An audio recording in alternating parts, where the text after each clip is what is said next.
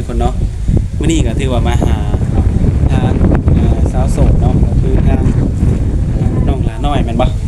โดยสบายดีน้องหลาโดยสบายดีสบายดีเนาะคือมาในมื้อนี้คือมาเจอกันอีกแล้วมื้อนี้เนาะกับบรรยากาศลมๆแน่ทุกคนเนาะเป็นจังได๋กินข้าวกินน้ำแล้วบ่เนี่ยโดยแล้วเนาะคือมานี่ก็สิมาอัปเดตต่อเลยเนาะถ่ายคลิปนี่เป็นครั้งที่3เนาะโดยเป็นไงน้องหลาคนลมที่แรกก็แต่ว่าช่วงนี้เพิ่นเงียบไปหมดเลย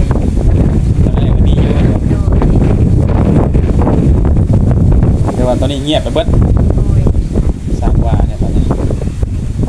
บ่มีสักคนเลยบ่บ่เป็นจังไดน้องหลาสาเหตุบ่ฮู้อยู่ว่าเป็นย้อนหยังนี่อาจจะค่าเวียกโอ้ยังเพิ่นนี่บ่มีเวลาลมเนาะโดยแล้วเป็นจังไดมาในมื้อนี้คือสิเปิดมาอีกแม่นบ่โดยคือตอนนั้นน่ะน้องว่ามีคนลมจักคนก็ก็2-3คนแต่ว่าคนหนึงก็ที่แรกก็บ่ฮู้ว่ามีแต่ว่าพอมีเมียน้องก็บ่มีลูกเลยมีเมียแม่เพิ่นมีเมียเลย เอ้ยจังได๋จังฮู้ว่าเพิ่นมีเมียบอกน้องแต่ว่าน้องก็เลยขอ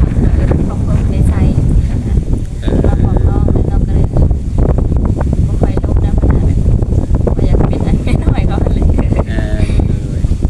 โอ้ยังดีที่เพิ่นบอกเนาะโดยโอ้คนใน3คนน่ะคนหนึงมีเมียอยู่แล้วเนาะโดย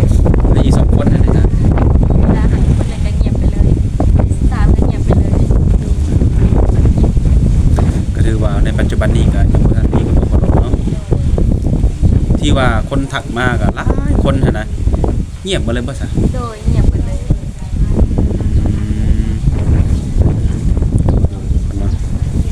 ก็บ่เป็นเพราะหยังย้อนหยังพูดแต่ว่าเป็นอันหลักๆคือเวลามันบ่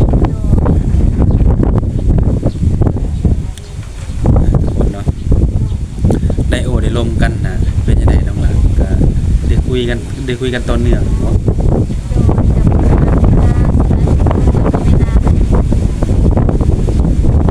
แต่น้องมีเวลาให้เพิ่นตลอดบ่มีแต่ว่านักผู้บ่าวหั่นบ่มีเวลาให้เนาะโดยจะได้กันแล้วแต่เนาะก็ถือว่าสถานะหัวใจของน้องตัวนี้ก็คือโสดแม่นเนาะโอเคถ้าเกิดว่ามีผู้บ่าวเนาะอยากโอ้อยากลมสนใจน้องก็สามารถจีบได้ตอนนี้เนาะ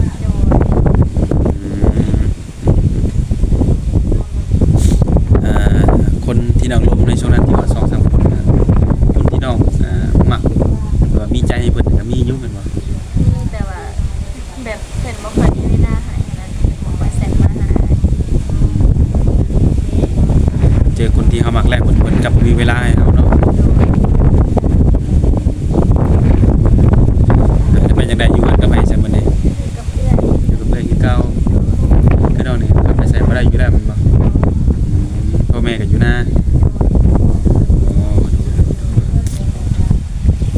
คือมาเปิดใจใหม่เนาะเปิดใจใหม่รอบนี้เลยต้องมีหยังเปลี่ยนแปลงอีกบ่แบบว่าเรื่องอายุเพิ่นหรือว่าเรื่องคนไทยคนลาวนี่นะโดยถามได้เบิดคือเก่าแม่นบ่โดยโอ้เพราะว่าที่ผ่านมาที่น้องเปิดใจกับลมแต่กับคนไทยเนาะโดยหลักๆคือจะได้ปลอดภัยอยู่แล้วแม่นบ่วันนี้ก็สิว่าอกหักก็แม่นบ่ได้อกหักโดยอกหักจากหนุ่มไทยซะเนาะเพราะว่าคนที่น้องเป็นคนไทยถ้าหากว่าคนที่น้องเคยคุยเนาะไอ้ 2-3 คนนั้นที่น้องมาเปิดจังซี่แล้วเพิ่นกลับมาเนี่ยนะน้องก็ยังสิคุยกับเพิ่นต่อบ่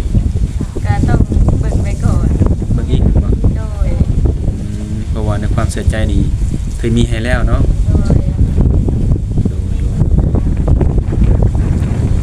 คือว่าอะไรทุกคนเนาะการเปิดใจไปบางคนกับบางทีชาวลาวมีเวลาเนาะบางทีไทยเฮาบ่มีเวลาเนาะก็จะคงกันข้ามมาแหละตั้งแต่เปิดใจเนาะตั้งแต่เมื่อนั้นฮอดมาปัจจุบันฮอดมีว่าซั่นเนาะได้มีบางคนที่เว้าใส่น้องบ่มีแม่นบ่อย่าน้องมีว่าเปิดใจจังซั่นจังซี่บ่มีเนาะให้อยู่ซั่นเนาะเพราะว่าส่วนหลายนี่ก็ ก็อยากมีนะว่าโสดมักบอกใส่สาวลาวส่วนหลายนะโดยคือในกรณีเนาะในกรณีที่ออกมาเปิดใจนี่ถือว่าหนุ่มโสดคนนั้นจะเป็นพอห้างพอหมายนี่ก็สามารถจีบกันได้เนาะที่มันว่าแล้วเพิ่นอยากมาเยี่ยมมายามมาสู่ก็ได้เนาะที่เบิ่งสาเหตุที่เพิ่นเงียบๆปานนี้มันอาจจะมีมั้งขอหนึ่งเนาะโดยน้องฮู้บ่บางทีเป็นอีกคนกับบางทีก็อยู่กับเมียในซี่นะแต่บางคนก็อาจเฮ็ดงานโดยหรือว่าในจุดนี้บ่ที่ใดที่น้องว่าตัวใดก็ค่าสินสอดน้องเท่าไหร่ก็น้องว่าแม่น้องว่าบ่ต่ำกว่า 2-3 แสน 2-3 แสนบาทเนาะมีคำเห็นบ่มีทองเนาะทองในจักบาทน้องก็ยังบ่ฮู้เลยลืมถามแม่ยืนยันคำเดิมบ่ค่าสินสอดโดยหรือว่าหนุ่มๆบรรทับค่าสินสอดบ่ไหวบ่จังว่าเงียบไปบ่ไหวก็ลดให้ได้ลดได้แม่นบ่โดยเพราะว่าเปิดใจเนาะยังบ่ทันรู้ค่าสินสอดผู้บ่าวล้มร้ายแม่นบ่โอ้ค่าสินสอดปุ๊บนี่อยากเงียบอยากหายเนาะโดยน้องว่ามีสุดเกี่ยวบ่น้องโดมีมีอยู่แม่นบ่ส่วนรถของน้องนี่ถ้าหากเพิ่นต่อรองลงมาสัก150,000 200,000แบบนี้หรือว่า100,000จังซี่นะน้องสิรับได้ค่าใดนี่ก็ต้องให้พ่อแม่เพิ่นเว้ากันหั่นน่ะน้องก็แบบบ่ฮู้โดยพูดแต่ว่าต่อรองได้แม่นบ่โดยอาจจะสาเหตุนี้บ่เนาะ แต่ออกมาแก้ด่วนเนาะก็คือความหมายเฮาห้องไว้ห้องเพื่อหยังเพื่อต่อขึ้นต่อลงเนาะแล้วก็ภาษาบ้านเฮาเพิ่นว่าจังซี่เนาะคือการกับเฮาไปซื้อเครื่องเนาะโดยเพิ่นก็สิห้องตัวนึง200,000 300,000เฮาก็ต่อลง100,000 100,000 ประมาณนี้เนาะโดยก็อยากให้น้องๆเข้าใจเนาะถึงว่าน้องก็เป็นลูกสาวหลานนั่นบ่ลูกสาวหลานนี่เอาเฮือนได้บ่อันนี้เอาเฮือนได้อีกเนาะบางทีการแต่งไปอยู่น้ำสามีนี่ค่าดองอาจจะแพงเนาะหรือว่าอาจมาอยู่น้ำพ่อน้ำแม่นี่ก็ค่าดองจะแบบนึงอีกเนาะแน่นอนทุกคนตัวนี้เพราะว่าถ้ามาอยู่น้ำเพิ่นนี่เพิ่นสิได้กินเหือกินแห้งเขาเนาะค่าดองเพิ่นก็สิลดลงอยากให้หนุ่มๆเนาะเข้าใจในส่วนนี้ก็คือในความส่วนตัวของน้องเองก็ภายในปีนี้ก็คือพอมีสามีอยู่แล้วมันบ่การโดการลมการคุยนี่ก็บ่ได้จำกัดว่าเท่านั้นเดือนเท่านี้เดือนบ่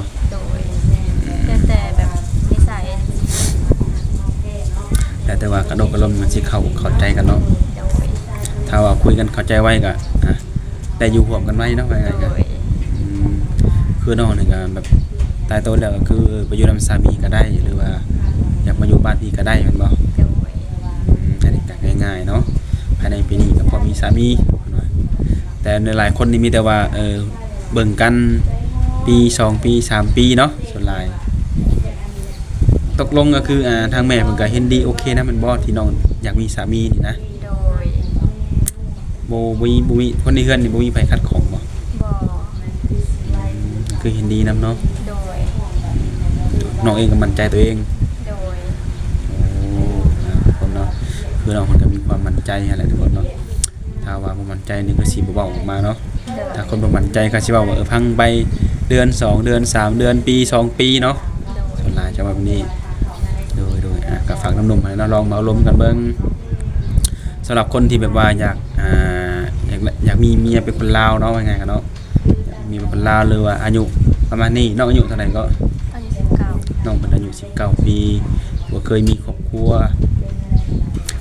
บ่เคยล้มผู้บ่าวหากก็สิได้ล้มวางมาเปิดใจนี่ได้ล้มแล้วก็เงียบไปเพิ่นว่าหรือว่าน้องล้มบ่เก่งบ่ก็อีกเรื่องนึงบ่ค่อยเก่งจริงๆนะแบบบ่เคยลงอย่ามาคุยกับเพิ่นแล้วแบบบ่ชวนเพิ่นคุยเพิ่นหยังนะโดยมันก็สิมีแบบเป็นบางทีหั่นน่ะมีแต่ว่าพยายามลงเก่งๆเนาะพยายามชวนเพิ่นเนาะชวนเพิ่นคุยบางทีเพิ่นอายุหลายบางทีเพิ่นก็บ่ฮู้จังได๋การโดนก็ล้มเล็กน้อยแนวใดหั่นนะมีแต่ว่าน้องชวนคุยเพิ่นเบิ่งชวนลมเว้าเรื่องนั้นนี้หั่นแหละทั่วไปหั่นแหละเนาะโดยอายุนี่ก็น้องก็บ่ได้จำกัดเนาะโดยอายุน้อยอายุหลาย60 65 70นี่ก็ล้มได้แม่นบ่โดย ถ้าว่าในกรณีเพิ่นอยากมาเยี่ยมมายามก็มาได้ตัวจริงมีเพิ่นจะทักมาได้เนาะ